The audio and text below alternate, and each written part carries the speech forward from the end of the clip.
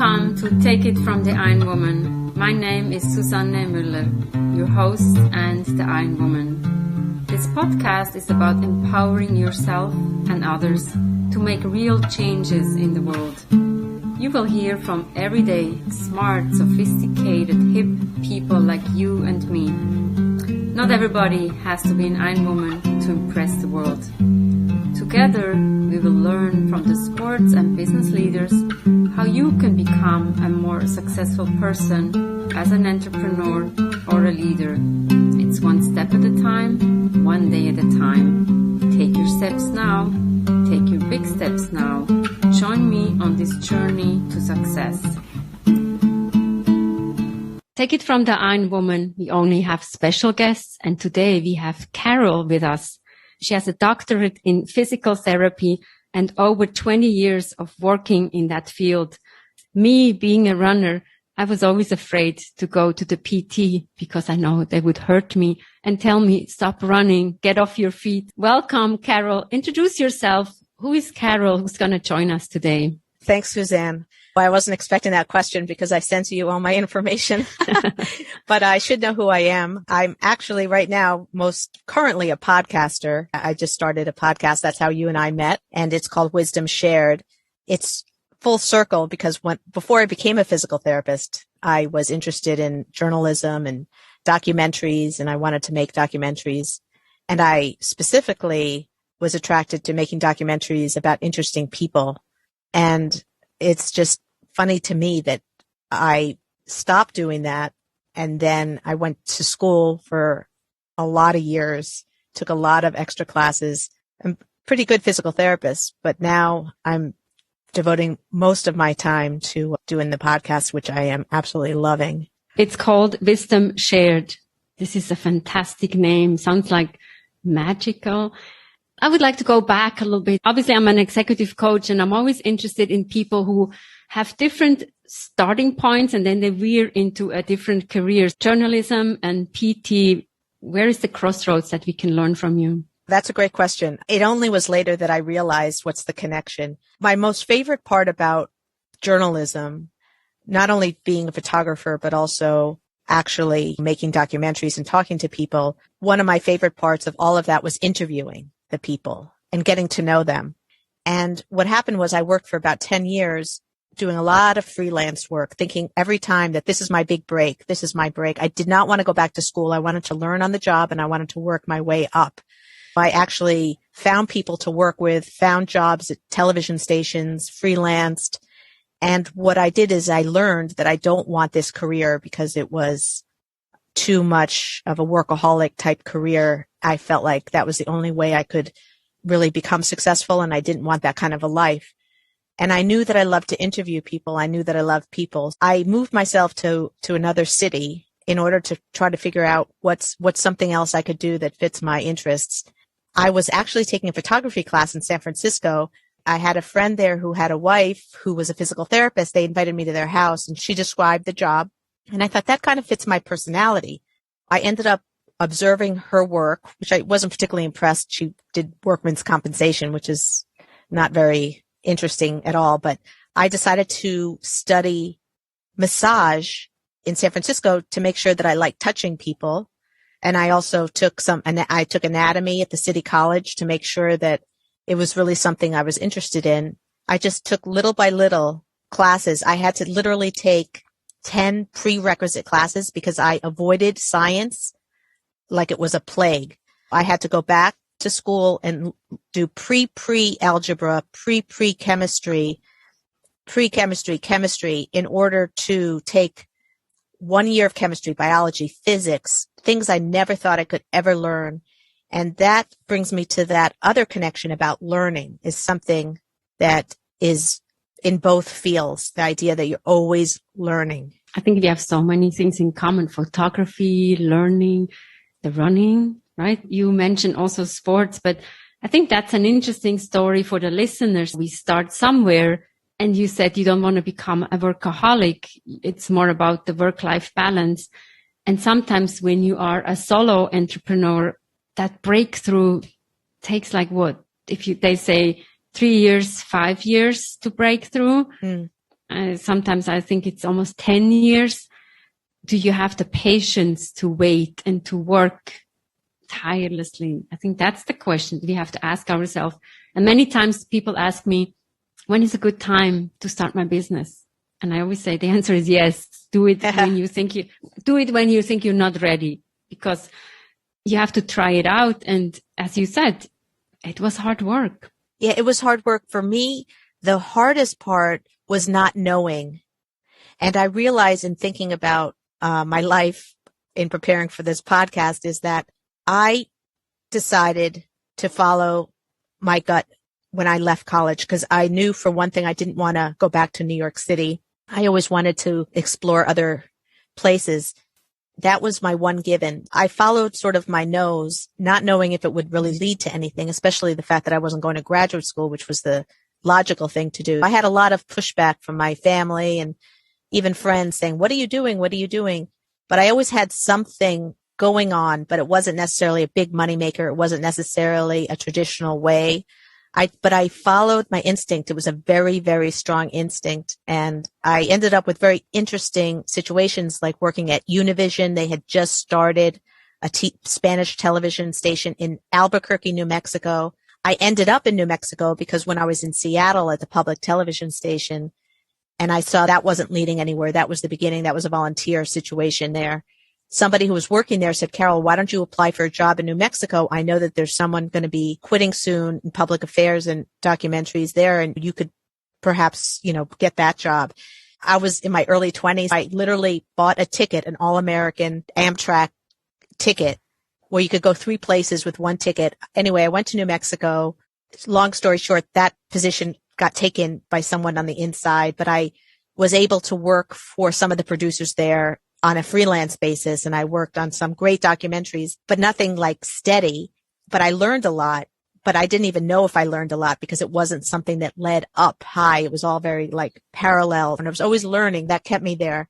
And then I got a job at CBS and I thought, this is my break. I was getting paid $4 an hour. It was a non-union job as what's called a projectionist at the time. They probably have a better name for it now. I literally was putting in the cassette for the commercials and also helping with the breaks during the news breaks. And I realized, and it was a 10-hour shift. It was just horrible. I tried. After all that, I tried and realized that this wasn't for me. I then started from scratch, literally going to San Francisco and looking at the yellow pages for ideas. My path was very much just following my nose. And maybe that's a good thing because I wasn't getting advice. And now I say, poor me, I never had a mentor. I always wish I did. I feel like I would have been somewhere a little bit higher up on the ladder right now. But I've sort of floundered, but always followed what I was thinking is the next best step. I feel like you followed your heart and your intuition.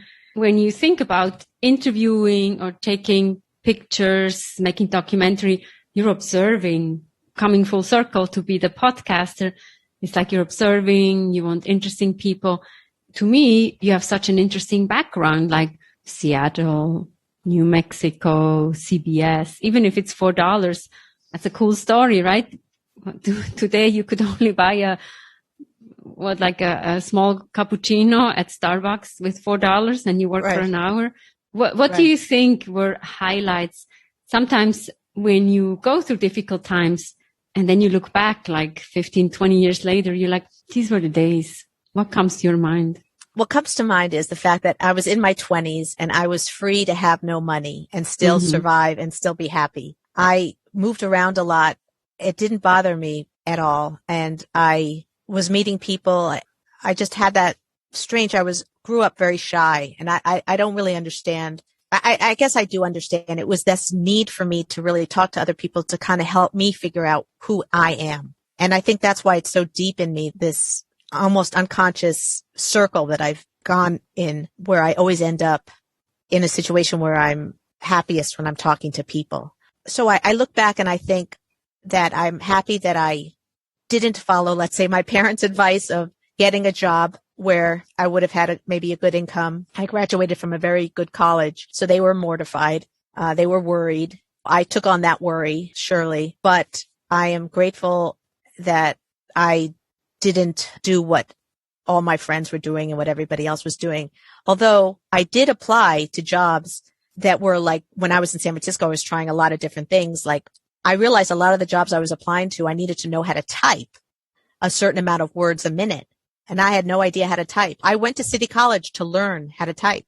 And then the jobs that I applied to, I had to take these typing tests, and it was humiliating and I thought, and I didn't even have the perspective that like, I have a college degree. I shouldn't really be going this way to get a job, but somehow that's where I ended up. I'm like going to these jobs trying to type the right amount of words. And thank goodness I was terrible, because God knows where I would have ended up, being somebody's assistant.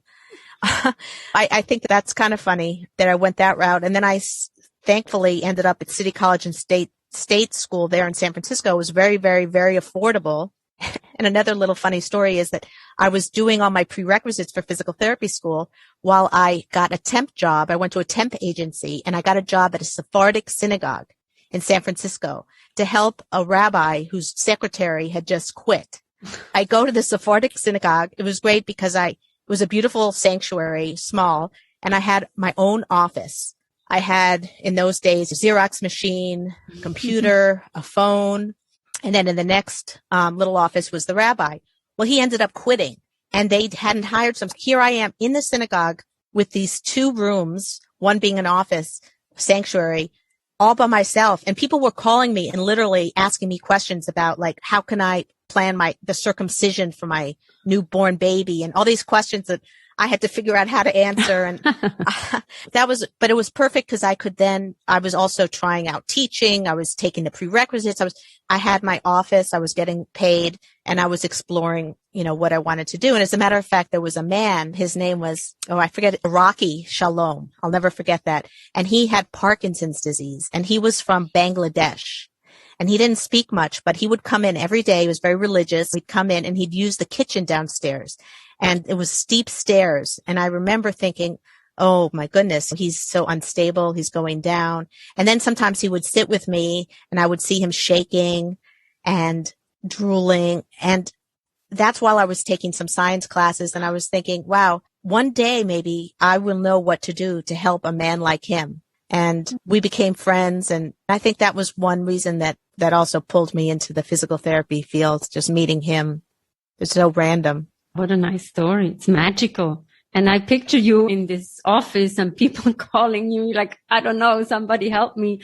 I think we learn the most when you're in a situation like this, where you have nobody to help you and you have to be creative and innovative and find a workable solution. And in retrospect, even just literally today and thinking about it, I think, gosh, I'm actually lucky that I had that I didn't have a choice to be aimless, which allowed me to really gain some skills that you really can't get in school. And in no books. I always think or books. That's important because I was working for the airline in the lost and found department, and you get bombarded by any culture you have. I always remember that situation when we had people from China coming. The luggage was not here. Nobody spoke Chinese at that time. We were drawing pictures and we were communicating. And I think yesterday in my podcast, I said we were communicating with our hearts. And beautiful. These are just the special moments that nobody can take away from us. Right. I mean, my podcast is about interviewing. Right now, it's about interviewing parents of children who have challenges.